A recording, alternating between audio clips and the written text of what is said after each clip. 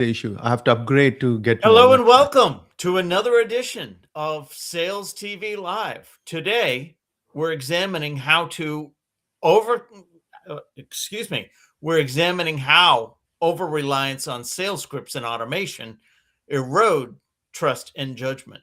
See, that's where I was relying on a script and it eroded the trust and judgment of my audience right off the bat.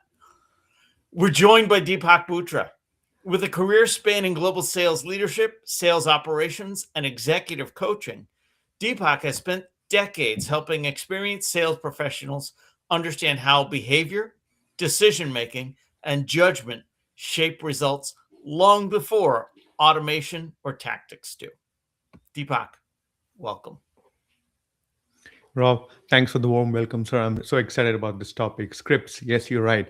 Scripts, as my wife says, your mouth will get you into trouble all the time, Deepak, and that's exactly what we're going to discuss today, right? Exactly. So let's jump right into it. In our conversation preparing for this show, you said scripts fail you at the moment judgment is required. Can you explain why scripts feel helpful at first, but actually make experienced people worse over time? Here's how I would want to explain that, right? Is first of all, this illusion of a script, right? Rob, let's just talk about scripts for 1 second. This term script actually comes from plays and drama, right? And I've been big in that type of stuff. A script is actually a great tool. The script is perfect. The script actually gives you and your fellow participant an understanding of what's going on. In the same way that when you're on a stage, you see X marks the spot. If you stand there, the light's perfect on you, right? Now, here's the bad news. What happens when the electricity goes? What happens when someone decides to move that X to another position? What happens if there's a leak and the audience has to move from the left to the right of the things fall apart at that point, right? And that's the fun that I've realized with scripts. Scripts are great. So if you are in a script and you forget your lines, the other person knows you forgot your lines. So they ad lib, they step in for you, right? But in the real world, your buyer is sitting there. He's on the other side of the equation. He doesn't know your script. He doesn't know what you're getting at. He's listening intently, and you have to be in the moment because you need to listen to what's happening with him at that point. Scripts are, and this is just cognitive sense, right? Scripts force you into a lull, they force you into a rhythm. And sometimes that judgment that you need to make in the sales environment needs you to be out of rhythm. You need to be in touch with, and I think this is a very important point, Rob. Body language, where you are in the moment, these are judgment skills, right? And this is what I tell salespeople. You can have the AI onslaught, but if you control that judgment in that moment, you therefore will suddenly realize the value of not having a script. Having a script to a certain point is great, but beyond a certain point, you got to watch out. And that's when you get tripped over, because that's when you end up with that little, what's that, the goldfish moment, right? Drop your mouth just open. Fantastic. So, at what point does automation stop helping salespeople and start replacing their judgment? Here's the interesting thing, right? Let's just pause for a second because I'm a process guy, Rob, right? So I was a salesperson who then went into sales ops. So I bring a very unique conversation to this table. And I always tell people one simple thing. Let's forget the word automation for 1 second. Let's just forget it.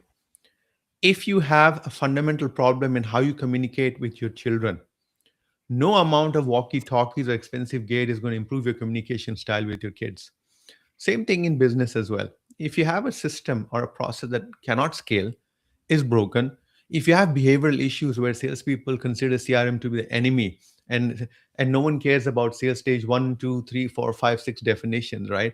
And every time you run $1 million system to get a piece of paper which you then write on the back of a cigarette box and then you give it to someone who then writes it into a forecast, you have a problem. Now let's put automation on top of that. Automation is what I actually love this, and I'm very careful how I want to say this to you, Rob. But automation has the power to scale stupidity.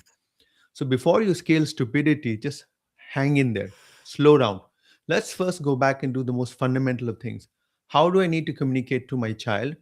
Do I treat him like an adult? If I treat him like an adult, what are those parameters? And then get the expensive walkie talkies on top. And I'm sure a lot of people are sitting there wondering, what is walkie talkie? But you know what? Anyone that's got an 8 or 10-year-old out there will know what we're talking about. And we're not talking about tin cans with a string in it. Though I can be honest with you, Rob, if you have a simple process, sometimes a tin can and a string can actually deliver far more benefit to you than a walkie talkie or major automation. So I always tell people automation is like I don't know how to say this to Rob without again using bad language, but you know, you buy a cake which is 8 years stale, but then you put on fresh icing on top. It looks so cool, but you take a bite and you're in hospital for 7 days. That's why I ask people to just watch out. That's what automation does to you. Automation scales you. Automation can do so many wonderful things, but the fundamentals have to be there for that scaling to happen. That's how I like to position this conversation. I hope that helps, Makes Rob. sense. So another thing you said when we talked before was you said the best salespeople don't start with numbers. All right. So what did they start with instead, and why does that matter? You know, Rob, let's be human for 1 second, right? I will bet you top dollar, Rob, that most of the people listening in have always been either on a diet or trying to build muscle, or both, or one of them, right? So let's take a simple example here, right?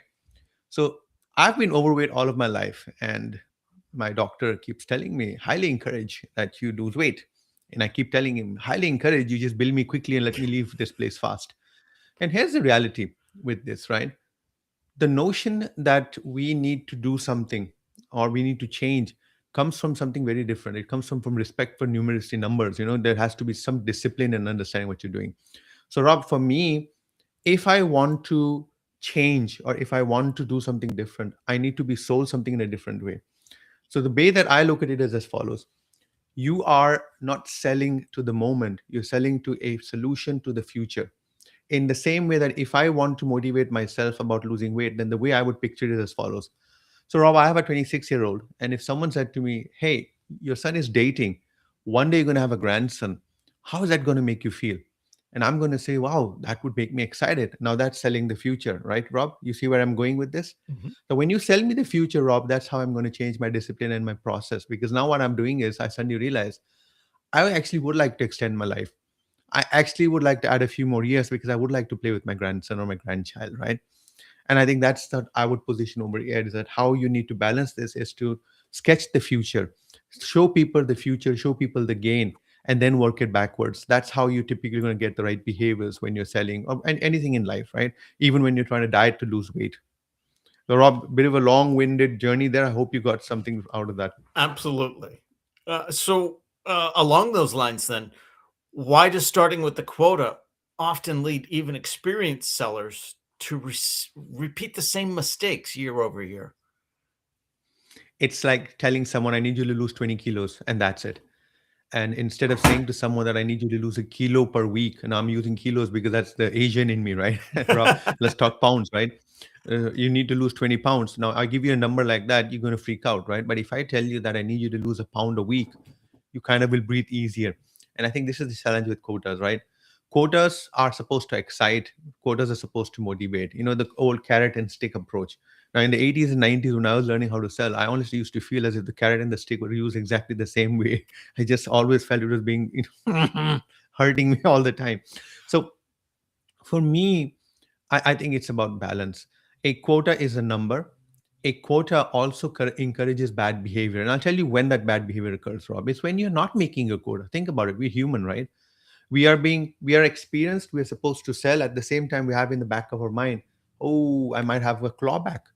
Oh, I need to pay money back. Oh, I just bought a car. What happens now? Stuff like that. That's human of us, right? So your quota then becomes, and this is typically why people are what I say, you know, in common language, my wife calls it, that's why you guys are so salesy all the time. And that's the problem. So quota setting, quota bearing, and why quotas are important and why these numbers are important is because they have a huge pressure they create in you. And it requires, and I would say that the best salespeople, the rock star salespeople, are very smart. They disassociate the quota and the burden cost from that. Now, you know what's really cool is that, Rob, when you are making your quota, you have a swag, right? When you're not making quota, that swag's gone, and that's the challenge. Not many people are trained to absorb or mitigate for the absence of that swag. It's like being fired at home looking for a job, but having a job and looking for a job, there is two emotional states there, and I think that's what quotas do. So numbers can be very powerful, they can motivate, but at the same time numbers can also, and this is where I think sales leaders need to actually step up. The way you talk about numbers is also important. And I'll give you an example, Rob. And I'm sorry if this is a bit of a lengthy one, but this is a true story. In March, April this year, I had the most engaging coaching session with a um, SaaS B2B salesperson. His OTE is 280K. And I have to say that, Rob, because I want to give context to the size of the package, right? And he's at 93%. And this is why he called me. He said to me, I didn't need your services. I've been watching you on LinkedIn, but I'm calling because I'm really upset. This is what they said to me today. 7%. Dude, PIP. And I'm listening to this guy and I'm saying, what do you mean PIP? Performance improvement plan at 7%? That is the biggest, weirdest use of the stick approach that I could think of. Whereas the approach should be, you're only 7% off. How can I help you? Let's sit down. Tell me the top three deals that I need to help you close. And buddy, you're not going to close at 7%. We're going to close at 17% because I just saw your pipeline. There's tremendous opportunity there. Can you imagine how this person is going to feel going into a room because of this number in the back of his mind? Now he's not thinking of quota, he's thinking about the minus 7% that he's running at. And I think this is the time for sales leaders to actually understand there has to be a change in how we approach things. Post COVID, I've also noticed the way that my clients talk to me, that my clients work with me, Rob, very different. There is a general feeling that if a salesperson says he's going to work for a company for 3 or 5 years, that's excessive, honestly speaking.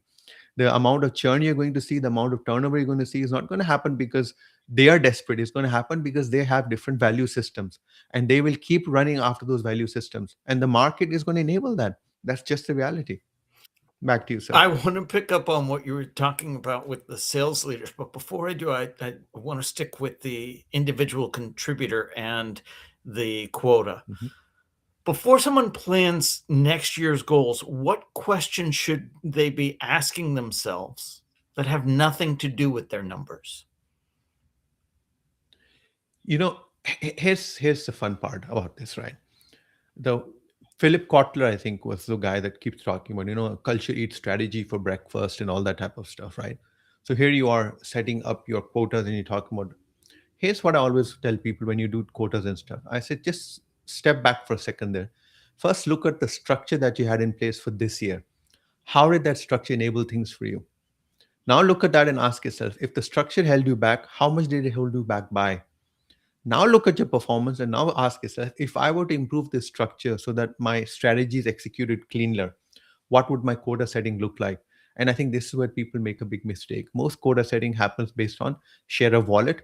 How much did we make last year? How much more can we make this year? No one ever asks a simple question. Where did we have coefficient of drag? Where did things slow us down? If we were to fix those and if we were to bring some structure and discipline into it, look, at the end of the day, whether you like it or not, Rob, sales can be as difficult as you want it to be. But I've noticed one thing about the top rock star salespeople, right? They actually have a structure and a rhythm to the madness. You may think that they're constantly working, working, working, but they're actually working with a particular rhythm. They also have a very smart sense of how to do quotas, discussions as well. They focus on the signal, they eliminate the noise.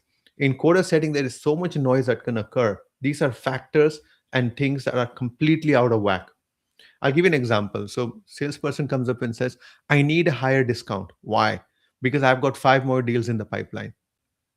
So I'm like, I hear you, but how sure are you that those five will happen? And he gives you some estimates and some understanding, right, Rob? And based on that, you then decide whether you want to give a bigger discount or not. And here's the fun part, Rob. 6 months later, the guy comes back with a totally different story, and you accept that also, and you keep moving on. So ask yourself a simple question: how disciplined are you in holding your salespeople's feet to the fire when they make these assertions? What systems do you have in place to actually track those assertions? And right there, you'll realize you have all the expensive CRMs, all of the stuff, and you have this value proposition, business case analysis. You have a back office that does, commercial pricing and stuff. But there's no ways that anyone can track actually the assertions made by salespeople when they say that they're going to do something. Then do they do it? Yes or no? And if they don't do it, then go back and ask, now what bearing does that have on the quota process? Because you can have all the fancy quotas and all the numbers and all the mathematics, right? People tell me, I have a mathematical model that creates this 5% overhang and then have this shadow component to my quota. Therefore, I have a 99% probability of this and 120% probability of this happening. And at the end of the year, it doesn't happen because at the end of the day, so as an example, Rob, people tell me, Deepak, the average American family is 2.4. I look around me. I've still not seen point 0.4 of a human being living next to me. So that's the problem. So I ask people, when you look at a number, when you look at this, you got 25 salespeople, you're going to do quota setting, and you start telling me about variation and standard deviations and mathematics. And I'm like nodding my head. Wow, that is a complete misjudgment. Just because you have eight numbers adding up to 110% of quota doesn't mean you're going to make 110% of quota. It just not, that's not going to be it. It's just one of those things. So for me, it's a very long-winded thing, but I always ask people, start from a basis of understanding what did you do well, how did you do it for the past year, and now ask yourself a simple question: if I did things the same way, can it scale? Can I make 105%, 110%? The answer is always no, most likely, because you're not putting in the effort. You're looking at the number to excite you, you're not looking at the effort that is required to make the number to excite you. And that's the only thing I would say as a caution to people right there.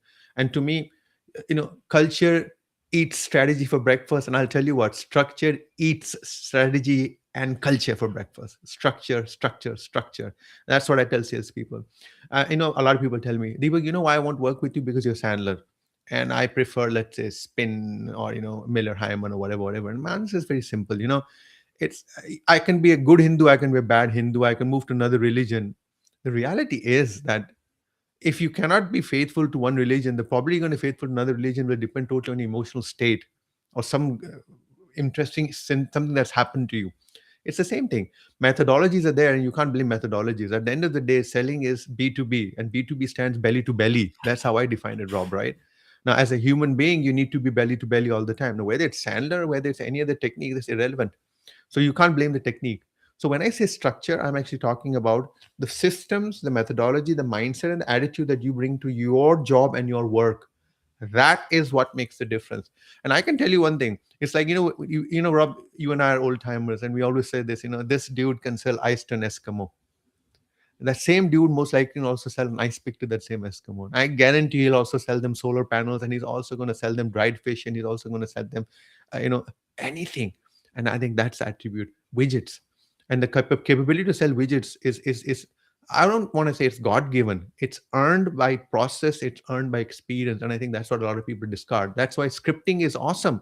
It gets you going, and that's why when you walk into Barnes and Noble, Rob, you're going to find 10 books on how to break 30 objections. In fact, I don't want to name anyone, but someone that I know and I really appreciate makes millions of dollars by selling a simple book on objection handling, right? And I think you've heard of it, the Black Book of Objection Handling and so on, right? I don't want to. I'm not baiting anyone. What I'm stating though is that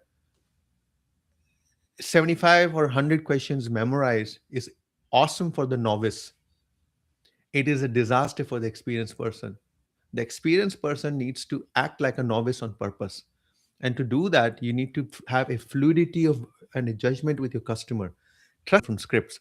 Trust building happens from making the right judgment call at the right moment at the right time and doing it consistently. That's why there's an Amazon principle, right, Rob, which talks about successful leaders that typically are right most of the time. And when I initially read that, I was like, what? That's so presumptuous. But no, it's right. A successful salesperson usually is right with their customers. And over time, his being consistently right is actually what gets him this trusted advisor moniker. And that moniker is what gets repeat sales. And that's how you get to 50 million portfolio, 100 million portfolio. And that's my message that I would, give in my long-winded way, Rob. So I want to come back to the sales leaders and that 7% that we were talking Yes, about. sir. How can sales leaders tell when tools and processes are supporting performance versus quietly undermining it? You know, Rob, that's $1 million question. Here's the reality. This is what happens with us as human beings, right? Show me the data, and we show him a pipeline, and he sees a number, and he's like, then what happens? The seasoned guy walks in and says, I see the numbers, but just a question for you. Where are you exactly, and who are the decision makers? Do you know those names? And the guy says, yeah, and he rattles off three names. And then the sales manager says, yeah, hold on. I used to sell in this account 6 years ago. Those aren't the decision makers. They are part of the system, but the decision maker, if I recall, is Ralph Ferreira. Have you met him yet? No, wait. What's happening here? Now you have all this data, you have all these tools, you have all this insight, you have all this AI running, you have all this personalized DMs going out. But a person came in and actually told you that your basic circle of influence and coverage model is broken. And I think this is what we need to understand. You can get all the tools in the world. And Rob, I'll give you an example which just blew my mind. I'm sitting with a salesperson. He says to me, Deepak, I have this tool that analyzes a person's LinkedIn profile and actually tells me if he's a D or an I or a S or a C so that I can moderate my approach. And I said, hey, congratulations, but can I give you good, bad news? He says, yes, go ahead. I says, I don't know specifically if this person does or not, but most VPs of sales most likely have paid someone 200, 300, $400 to help them with the LinkedIn profile. And if they didn't pay the money, I bet you they went to chat GPT and said, hey, here's a sample of a couple of good ones, generate one for me. So you are basing your entire perspective on someone who's cut and paste a couple of placeholders from here and there. And I think that's the problem with tools. At the end of the day, like I said, belly to belly selling, right, Rob? You can have all these tools. And here's what tools actually do. In my opinion, tools add what I call micro friction. Tools also become problematic because there's no one unified tool, right? You got a CRM on this window, then you got your little custom GPT on this window, and then you have your little clay and your whole setup running over here, scraping like crazy to give you access to all this data. You are always what I call context swiveling. Now you keep shifting gears. Human brain is not designed for that. We keep bragging to the whole world that we're multi-threading and so on. You're not. And you got to understand that you need to retain your cognition for buyers, but you're already burning your cognition with all this stuff. All the data does is gives you an illusion. And here's another human thing, Rob, that I can just challenge you on. I go to any human being and I tell him, hey, tell me what do you hear? 9, 12, 22, 56, 99, 108, 220. And 100% of the time the salesperson says to me, wait, they're all odd? No, wait. Deepak, are they prime numbers? You know what, Rob? They're not. They're just random numbers. The problem with human beings is that we look at data and we try to find patterns. And we do this consistently. And then when we find a pattern, we latch onto it. And guess what? It's the wrong pattern. Look, I don't know how to say this to you, but I always look at it this way, focus not on tool progression or stage progression in a CRM, rather focus on human progression. Where am I exactly with this customer? Use language which is in their context. Your customers don't talk tools. Why are you talking tools?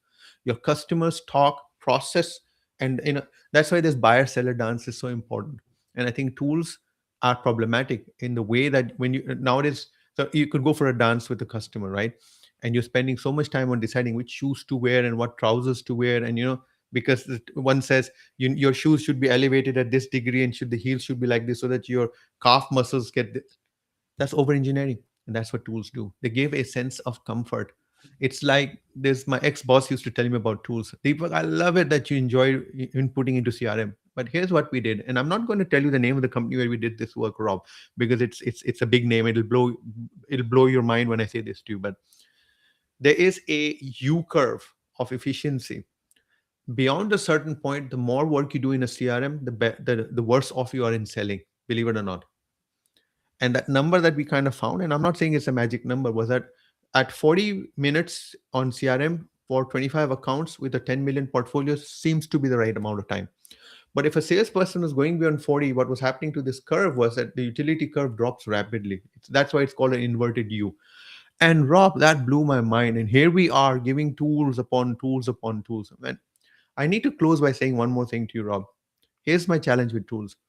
Tools 10 years, 5 years ago were at least discrete and they were at least understood what they were trying to do. Today with AI, you have tools, but you don't call them tools because you don't think of them as tools, right? But at the end of the day, AI is just a tool. Now, can you imagine, Rob, a person, and I interviewed 8 of the top rockstar salespersons that I've been coaching this year. And Rob, here's what blew my mind. Each one of them spends nearly $300, $400 a month on ancillary shadow AI, and the company has its own set of AI. They have their own set of AI. Why? Because I want to create my own proprietary understanding of who I am and of my accounts, and doesn't want to share it with the company. So any person listening in, any sales leader listening in, I'd like to give you a heads up here. You better be worried about all this data leakage that's happening right now. While you were so busy worrying about phishing attacks and so on, you got your sales guys taking all this data and just creating so much stuff out of it. Now it's magic, I get it. But Rob, you got to understand, when you are trying to create a team of 8 people that are helping each other, but now everyone's got their own silo and understanding, all you're doing is making people good at what they do, but you're not making the team more effective. And in sales, making the team effective is also a very important attribute or dynamic for a sales leader. That's all I want to say at this point on tools, sir. Absolutely. So, Deepak, if you were to emphasize the one thing you would want the audience to take away from today's episode, what would that one thing be? You know what I would say? Here's what I want people to understand. I am not anti automation, I'm pro judgment, right? I am asking human beings to do one thing for me. With the AI onslaught, I want you to understand one thing, that AI is not going to take your job. It's your colleague using AI who will take your job. So I also don't want you to be the, the proverbial head in the sand. I think AI is an awesome thing. Let AI help you propose to a customer, but let your ability help the customer decide, not the AI. When you are automating your tasks, just make sure that you're not automating your thinking. When you're automating a task, make sure you're automating the right tasks, not the broken tasks. Fix the broken task first, right? In my opinion, the word I like to use, and I keep banging on about this, Robin. I'll bang on one last time on your show. Is I want sales leaders to look at AI as augmented intelligence, not artificial intelligence, because artificial intelligence is a label about the AI. What I'm saying when I say augmented intelligence is that I'm saying put yourself in the center of it. You are the human, and AI is in the loop, not the human in the loop. And this human in the loop nonsense has actually created chaos, because it makes a lot of sense when you're using AI and you want to make sure that fact checking is done with a human being. But in sales, AI is not. You're not the human in the loop. You're the human. AI is the satellite that orbits you. Augmented intelligence is how you make the cloud. You seed the clouds with AI, but the rain that falls is your effort, your work. And that delta, that mind shift is what I'm trying to get out to people. And that's, I would say, that's now the purpose of my life, is actually to make sure that people understand. To me, AI, when I first bumped into AI, Rob, I honestly speaking, I was, oh, I don't understand this. What is this all about? But then it started improving in leaps and bounds. 2 years ago is the first time when I turned across and I looked at my son who was working next to me, and I said to him, dude, I think your job is gone as a software engineer. I think you're just dead. And guess what? In 2 years, my son was at Microsoft, and I can tell you right now what's happening in the big IT companies. 30% of the low level work, coding, quality is now all AI. They were hiring tons of people from campus. That's going to fall. Look, sales, if you have a team of 8, potentially you only need a team of 6. That's true. That is going to happen. But Rob, those 6 can achieve so much with AI. So I don't want people to be threatened by the reduction in the numbers. I want people to get excited by the value you can add. I add value with AI because my rate has improved, and the work I do for my customers is now so insightful that even I'm in awe of my own work at times. And I'm sorry if it sounds like one of the 7 deadly sins, but you sit there sometimes asking yourself, could you have thought of that, Deepak? No, I couldn't have. Let's be human and admit it. With AI, Rob, I actually use AI as a devil's advocate. And that's how I'm going to close this conversation with you. Use AI as a devil's advocate. Ask AI, have I thought this through? Are there any loopholes in my thinking? Can you go back into time in history and look at the 25 proposals we've written and tell me a strategy that I may have missed in this conversation? Now that is where you're using AI to the core, not using AI to write, hey AI, I'm meeting the CFO. Tell me how to write an email. Oh my God, Rob, what are we doing here? That's like, walking up to an Olympian and saying, and I actually did this. I was in gym, Rob, and I actually walked up to an Olympian, and I didn't know he was an Olympian. I said to him, hey, could you explain to me this chest press that I'm doing? Am I holding the bar right? The guy looked at me and he walked away. And then I said to someone, what's with him? And he said, are you insane? You just walked up to this guy, then went on to win 3 times a triathlon also. And I'm asking about some silly bench press. This guy's at a different level. So it's just one of those things, right? So AI is at a different level. I'm not asking you to rise to its level. I'm simply asking you to help AI make you rise in higher level of consciousness, decision making, and authoritativeness and knowledge. What I'm learning, I could not have learned. Boss, I could not have learned. The amount of learning I've done is like learn 6 languages, which I didn't do by the way, because I already knew 6 languages. But that's not the point, right, Rob? The point is, can we interrogate things better? Yes. Can we understand things better? Yes. Can I do it at my own pace? Yes. That is my message to everyone. Sorry, Rob. Again, you're going to shoot me. Dude, I asked for a closing comment and you gave me a lecture. No, no worries at all. This has been great. So, on behalf of everyone here at Sales TV Live, to you and to our audience, I want to thank you for being an active part in today's conversation. If you liked what you heard today, please take a moment to leave a review on Apple Podcast, Spotify, Substack, or YouTube. Let us know what you learned and what you'd like to learn more about. Your feedback helps us reach more people like you and fulfill our mission of elevating the profession of sales.